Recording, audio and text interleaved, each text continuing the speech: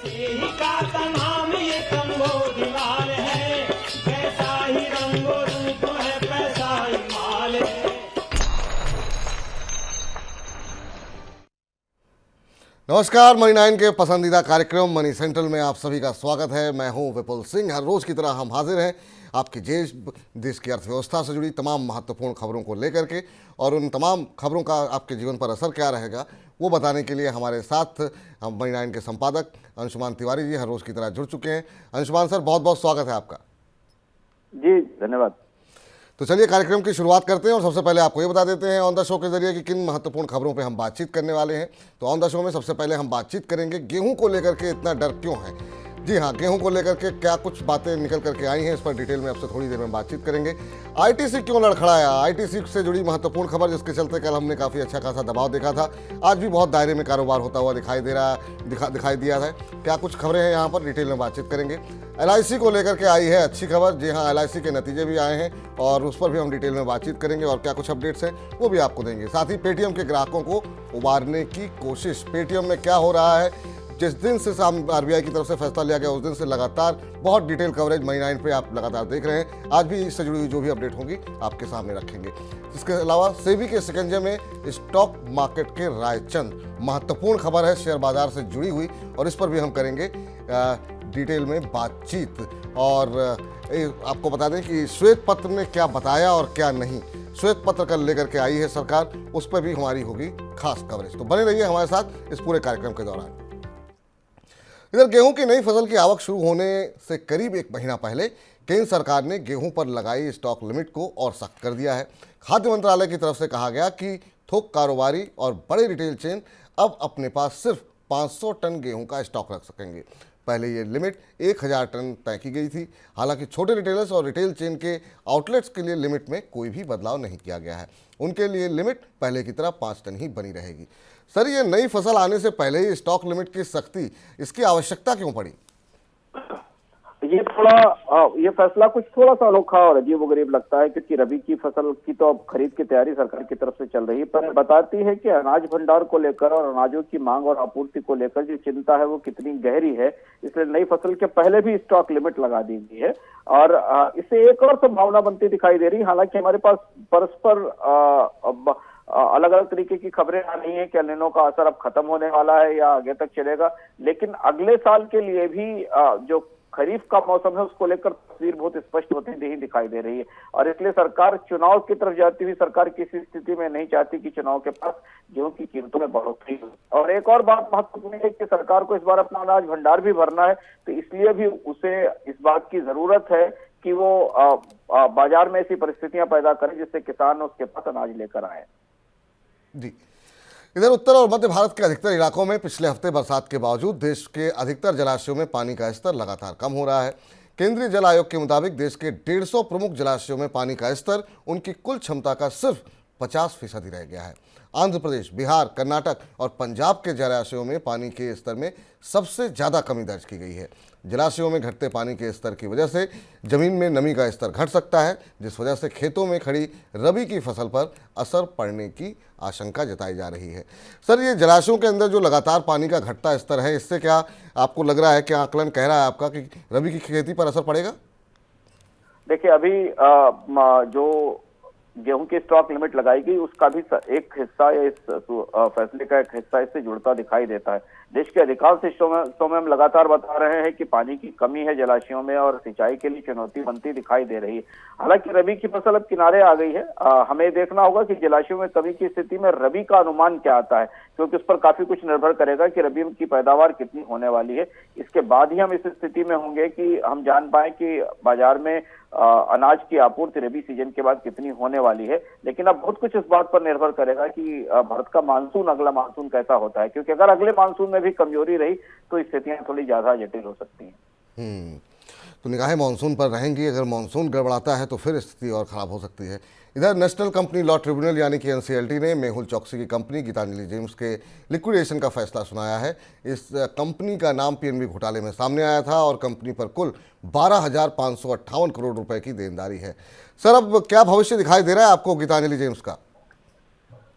Geetanjali James Mehul Choksi की company है और अंततः अब इसका कोई बड़ा वायर विकल्प नहीं दिखाई दिया। तमाम कोशिशें पिछले सालों में मेहुल चोकसी को भारत लाने की भी हुई, वो भी नहीं हुई।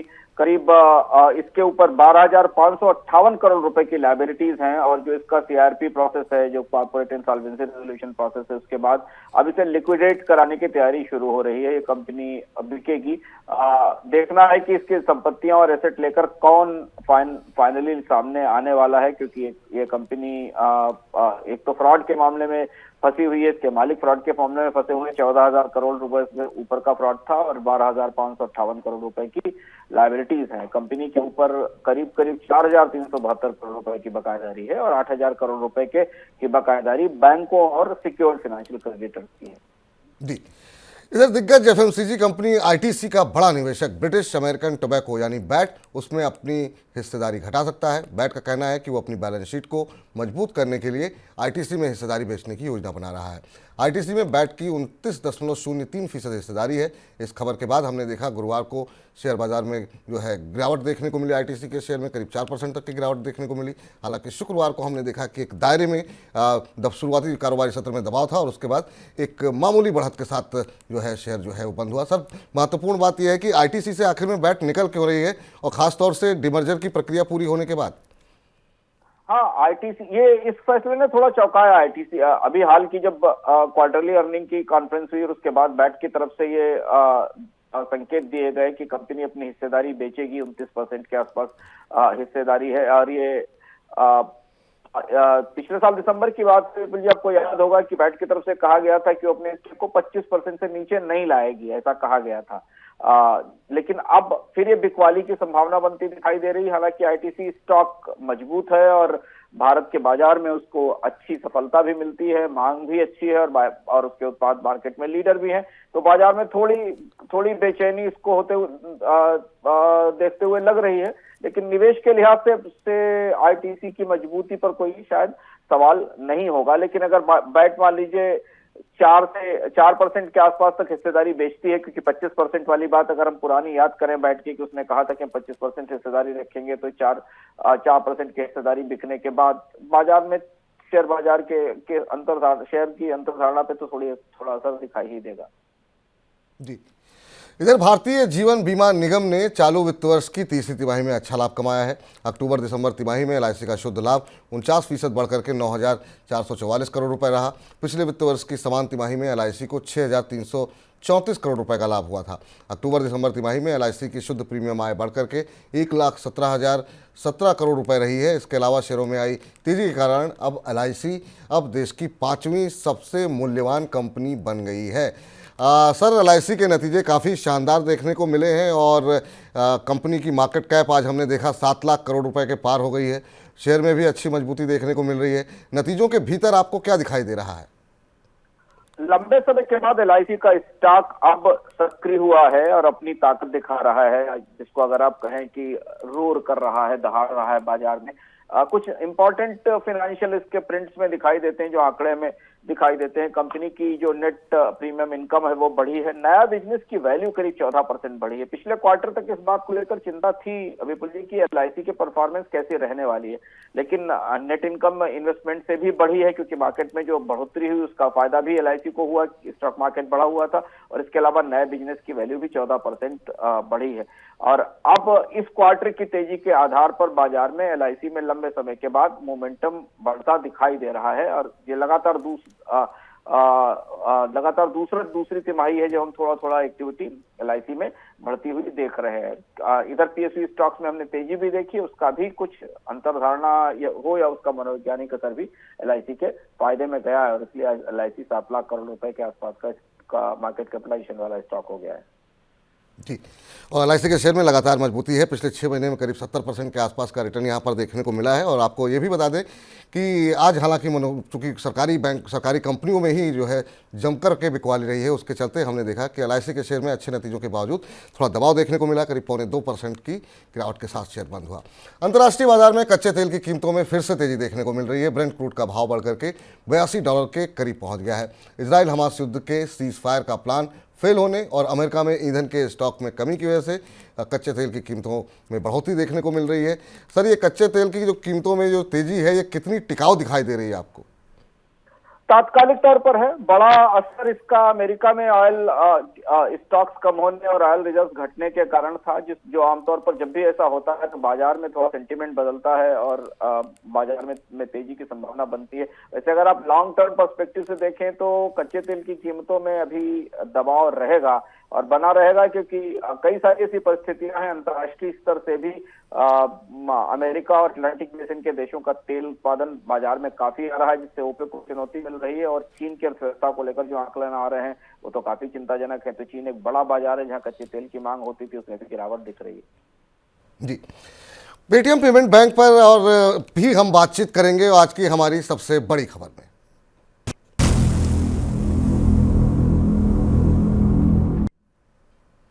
पेटीएम पेमेंट बैंक पर रिजर्व बैंक की कार्रवाई के बाद अब दूसरी संस्थाएं भी उस पर सख्ती करने लगी हैं। कर्मचारी भविष्य निधि संगठन यानी कि ईपीएफओ ने पेटीएम पेमेंट बैंक के जरिए होने वाले लेन देन पर रोक लगा दी है। ईपीएफओ ग्राहक अब प्रोविडेंट फंड खातों में पेटीएम पेमेंट बैंक से लेन देन नहीं कर पाएंगे। 23 फरवरी से यह प्रतिबंध लागू हो जाएगा। उधर खबर यह भी है कि पेटीएम यूजर्स के रेस्क्यू प्लान के लिए रिजर्व बैंक एनपीसीआई तथा एनएचएआई से बातचीत कर सकता है। इधर शेयर बाजार में पेटीएम के शेयर की लगातार पिटाई जारी है। शुक्रवार को शेयर ने 408 रुपए का निचला स्तर छुआ है। सर, ईपीएफओ का जो फैसला है उसका क्या असर देख रहे हैं आप? पहली बार ऐसा हुआ है कि यह पहली कोई सरकारी एजेंसी या संस्था है विपुल जी जिसने पेटीएम से अपनी दूरी बनाई है। और पेटीएम को लेकर वैसे भी काफी चिंता, डर और आशंका है, और यह फैसला पेटीएम को लेकर सेंटिमेंट को और कमजोर खराब करेगा। अपने सर्कुलर में ईपीएफओ ने कहा है अपने फील्ड ऑफिसर्स को कि पेटीएम पेमेंट बैंक से अब किसी तरीके के पेमेंट्स न लिए जाएं मौजूदा व्यवस्था के तहत 23 फरवरी के बाद। और इससे लगता है क्योंकि पेटीएम भारत में बहुत सारी यूटिलिटीज के साथ जुड़ा हुआ था। भारत में बहुत सारे भुगतान सरकारी कंपनी एजेंसियों को, बिजली के ट्रांसपोर्ट अथॉरिटीज के बहुत सारे भुगतान पेटीएम पेमेंट्स बैंक के जरिए और पेटीएम के सिस्टम के जरिए किए जाते थे। तो ये एक बड़ा डिपार्चर है जो भारत में सबसे बड़े फिनटेक ऐप से शुरू हो रहा है। ईपीएफओ ने इसका रास्ता खोल दिया है। हमको लगता है कि आने वाले दिनों में कई और सरकारी एजेंसियां और यूटिलिटीज और जिनको पेटीएम से भुगतान किया जाता था, कहीं वे भी ये फैसला न ले लें कि वो पेटीएम पेमेंट बैंक से अपना रिश्ता खत्म करेंगे। और ये पेटीएम को लेकर जो उसकी साख लगातार टूट रही है उसके लिए एक बड़ा झटका हो सकता है। जी सर, एक अपडेट ये भी है कि आरबीआई की तरफ से ये कोशिश की जा रही है कि जो ग्राहक हैं उनके रेस्क्यू प्लान के लिए एनसीपीआई या एनएचएआई से बातचीत कर सकती है आरबीआई। आखिर में आरबीआई की तरफ से ये कोशिश क्यों की जा रही है? रिजर्व बैंक की सबसे बड़ी चुनौती है कि पेटीएम काफी बड़ी एजेंसी है, काफी बड़े, और इसके साथ ग्राहकों की संख्या इतनी बड़ी है कि सरकार के ऊपर और नियामक पर दबाव है कि ग्राहकों को इस तरह से नहीं छोड़ा जा सकता। बहुत सारे लोगों के लिए तो फिनटेक का पहला मतलब पेटीएम था विपुल जी, जिन्होंने पहले पेटीएम के साथ अपने फिनटेक के कामकाज शुरू किए थे। इसमें असंख्य मर्चेंट, छोटे छोटे वेंडर्स हैं, व्यापारी हैं, कारोबारी हैं, सड़क के किनारे काम करने वाले लोग हैं जिन्होंने अपने छोटे छोटे कारोबारों को पेटीएम के साथ जोड़ रखा था। तो इन्हें कैसे बचाया जाए, तो दो एजेंसियों के बारे में बात चल रही है। एक नेशनल पेमेंट कॉर्पोरेशन को लेकर जो कुछ मॉडलिटीज वर्कआउट करेगी जिससे कि जो हजारों लाखों कंज्यूमर और मर्चेंट्स हैं इनको कहीं दूसरी जगह माइग्रेट किया जाए। पर किसे माइग्रेट किया जाए, इसका टेक ओवर कौन करेगा, अभी तो कोई ग्राहक हाथ लगाने को तैयार नहीं है, क्योंकि इसमें बहुत सारे कंप्लायंस के और केवाईसी के इशू हैं जिनमें ईडी और फेमा के मामले भी बनते दिखाई दे रहे हैं। दूसरी तरफ एक बहुत बड़ा हिस्सा उन लोगों का है जिनके फास्टैग बंद हो जाएंगे थोड़े समय के बाद, निर्धारित तारीख के बाद। और एनएचएआई को, इसलिए आरबीआई ने एनएचएआई को अप्रोच किया है कि वो फास्टैग सर्विस को किसी तरह संभालने की कोशिश करे, क्योंकि भारत में बहुत बड़ी संख्या में फास्टैग बेचे गए थे। पेटीएम का क्लेम है कि वो देश की सबसे बड़ी फास्टैग प्रोवाइडर कंपनी थी। तो इनके फास्टैग बंद होंगे और जिनके पास पेटीएम पेमेंट के वॉलेट नहीं है, पेटीएम पेमेंट बैंक से चल रहे हैं, वो उनका क्या होगा ये भी एक बड़ी बात है जिसे देखना होगा। जी सर, ये जो मौजूदा स्थिति बनी हुई है जिसमें तमाम आशंकाएं और दुविधाएं बनी हुई हैं, ऐसी सूरत में पेटीएम के शेयर का भविष्य आप कैसे देख रहे हैं? आज हम देख रहे हैं अब 400 के नज़दीक पहुंचता हुआ दिखाई दे रहा है, 418 के आसपास। जितने अंतर्राष्ट्रीय ब्रोकरेज हाउसेस की तरफ से जो लक्ष्य बताए गए थे उन सबके नीचे आ चुका है। हाँ, अब तो जो स्थिति दिख रही है विपुल, उस पूरी परिस्थिति में ऐसा नहीं लगता कि पेटीएम के स्टॉक्स को लेकर कोई संभावना बनती दिखाई दे रही। तमाम बड़े निवेशक निकल चुके हैं और अब तो इसे दोबारा पेटीएम के ग्राहकों को पेटीएम से बचाने की और पेटीएम से निकालने की कोशिश चल रही है। तो स्टॉक में तो कोई संभावना बनने की गुंजाइश नहीं दिखती है। आज भी आपको बता दें, दर्शकों को बता दें, करीब 6.25% टूट करके शेयर बंद हुआ है और आज इंटरडे लेवल पे जो 410 रुपए तक ये शेयर जाता हुआ दिखाई दिया है। इधर कैपिटल मार्केट रेगुलेटर सेबी ने एक निजी बिजनेस चैनल न्यूज़ पर सलाहकार की भूमिका में आने वाले 10 लोगों या संस्थाओं को शेयरों में कथित हेराफेरी के आरोप में शेयर बाजार से प्रतिबंधित कर दिया है। सेबी की तरफ से इन लोगों और संस्थाओं को 7.41 करोड़ रुपए लौटाने को भी कहा है। जिनके खिलाफ कार्रवाई हुई है उनको लेकर की गई सेबी की जांच में कहा गया वे लोग चैनल पर शेयर ट्रेड की शराब देने से पहले ही कुछ ब्रोकिंग कंपनियों को शेयर खरीदने या बेचने की जानकारी दे देते थे। इसके अलावा ये भी आरोप लगा है कि वो रिकमेंडेशंस देते थे ऑन एयर और उसके विपरीत जो है वो जाकर के ट्रेड लेते थे, कहते कुछ थे और खुद उनका ट्रेड कुछ अलग तरीके से चल रहा था। सर, ये बड़ा खुलासा हुआ है और ये कैसे खेल चल रहा था, इसके बारे में थोड़ा सा डिटेल में हमारे दर्शकों को जानकारी दे दीजिए। ये बड़ा मामला है और इस मामले का खुलासा अब एजेंसी की जांच में हुआ। हो ये रहा था कि कई सारे एक्सपर्ट, काफी बड़ी संख्या है एक्सपर्ट्स की, जिन एक्सपर्ट्स को दंडित किया गया और जुर्माना लगाया गया है। इन्होंने ये बहुत सामान्य सी व्यवस्था थी, जिस व्यवस्था के तहत निवेशकों को किसी स्टॉक की कॉल देने से पहले, सूचना देने से पहले चैनल पे एक्सपर्ट पीछे बात कर लेते थे, चर्चा कर लेते थे और उसके बाद उस स्टॉक की कॉल दी जाती थी, जिससे उस स्टॉक में मूवमेंट बनता था और उसकी खरीदारी होती थी। ये एक तरीके का बाजार के नियमों के हिसाब से बेहद आपत्तिजनक और नियमों के विरुद्ध बिहेवियर था और ऐसा भारत बाजार में लगातार अक्सर हो रहा है अलग अलग चैनल पर पिछले सालों में। मुझे आश्चर्य इस बात पर है कि ये उसके बाद भी हुआ रिपोर्ट, जबकि सेबी इस मामले में लगातार चेतावनियां दे रही है यूट्यूब चैनल्स को भी, टेलीग्राम चैनल्स को भी, कैसा नहीं किया जाना चाहिए। फिर भी कई एक्सपर्ट्स ने ऐसा किया है और इसको लेकर उनके ऊपर फाइन लगाए गए हैं। सामान्य निवेशकों के लिए, ट्रेडर्स के लिए ये बेहद महत्वपूर्ण बात है जानना कि इस तरीके की कॉल्स और इस तरीके की सूचनाएं सेबी के निगाह पर हैं और इस पर कार्यवाही हो सकती है अगर वो ऐसा करते पाए गए। जी सर, उसमें जो नाम निकल करके आए उसमें बहुत सारे लोग बहुत पॉपुलर भी थे। ये जो बड़ा एक्शन हुआ है उससे कुछ असर पड़ेगा क्या? हम मान के चलें कि वाकई में अब जो तमाम एक्सपर्ट्स आते हैं वो अपनी रणनीति में कोई बदलाव करेंगे या उनका व्यक्तिगत रुझान उस शेयरों में नहीं रहेगा?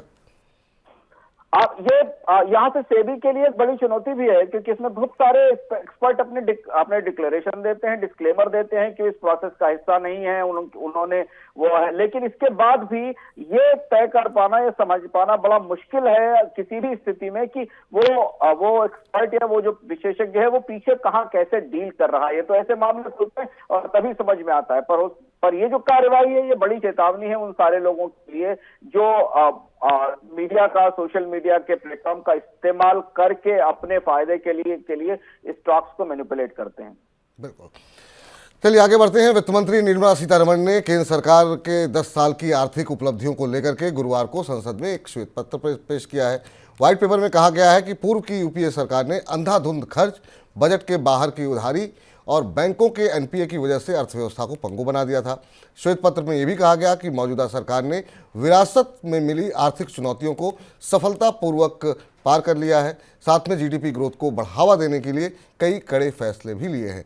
श्वेत पत्र में यह भी कहा गया कि भारत की गिनती पहले विश्व की कमज़ोर अर्थव्यवस्थाओं में होती थी, लेकिन अब भारत टॉप 5 अर्थव्यवस्थाओं में पहुंच चुका है। सर, इस व्हाइट पेपर में और क्या कुछ महत्वपूर्ण बातें कही गई हैं? ये अपने तरीके की अनोखी और पहली परंपरा है जिसमें कि सरकार ने अपना 10 साल कार्यकाल पूरा होने के बाद पिछली सरकार के कार्यकाल पर व्हाइट पेपर प्रस्तुत किया। व्हाइट पेपर में कई सारे महत्वपूर्ण आंकड़े हैं जिन्हें आप कई अलग अलग तरीकों से देख सकते हैं राजनीतिक नजरिए से। पर व्हाइट पेपर का अधिकांश हिस्सा 2014 के बाद सरकार की तरफ से किए गए कामकाज पर केंद्रित है, उस पर आधारित है। थोड़ा हिस्सा पिछले साल के कामकाज को लेकर, पिछली सरकार के कामकाज को लेकर कहा गया। ज्यादातर हिस्से में यह बताया गया कि सरकार ने 2014 के बाद क्या किया था। बाकी राजनीतिक आरोप प्रत्यारोप और जो कांग्रेस और भारतीय जनता पार्टी के बीच पिछले 10 साल से चल रहे हैं, उनकी झलक ध्वनि इसमें दिखाई देती है।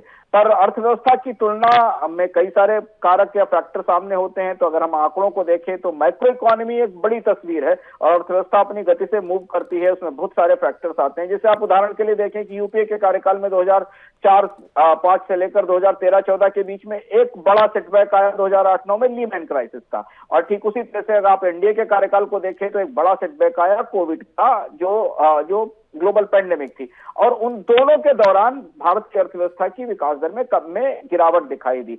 2004-5 से लेकर 2013-14 के बीच 2008-9 में भारत की आर्थिक विकास दर अचानक 7.66% से गिरकर 3.9% पर आ गई। लेकिन अगले साल हमने उसमें तेज बाउंस बैक 2011-12 के बाद फिर भारतीय आर्थिक विकास दर में गिरावट आनी शुरू हुई। तो अगर आप विकास दर की तुलना करें, मैक्रो तस्वीर की तुलना करें और राजकोषीय घाटे के आंकड़ों की तुलना करें जो इस व्हाइट पेपर में या अलग अलग जगह आंकड़ों में दिखाई देता है, तो पिछली सरकार के कार्यकाल में भी कई झटके हैं, गड्ढे हैं और कई जगह अच्छे ग्रोथ के साल भी हैं। 2004 से लेकर और 2007-8 तक का, और उसके बाद 9-10 के बाद 10-11 तक का कार्य में अच्छे विकास दर के रास्ते हैं। और ठीक इसी तरह से एनडीए सरकार में 2014 के बाद तो कई सारे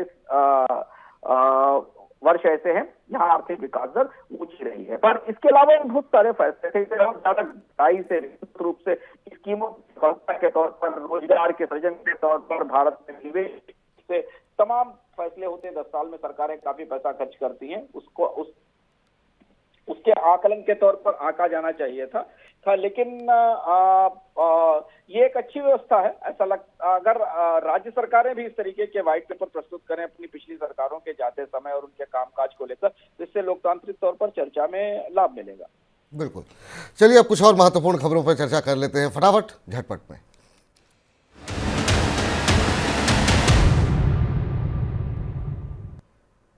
केंद्र सरकार बैंकिंग कारोबार के लिए नई संस्थाओं को लाइसेंस देने की तैयारी कर रही है। रिपोर्ट के मुताबिक नए बैंकिंग लाइसेंस के लिए नियम और शर्तों को वित्त मंत्रालय की तरफ से अगले महीने के अंत तक का अंतिम रूप दिया जा सकता है।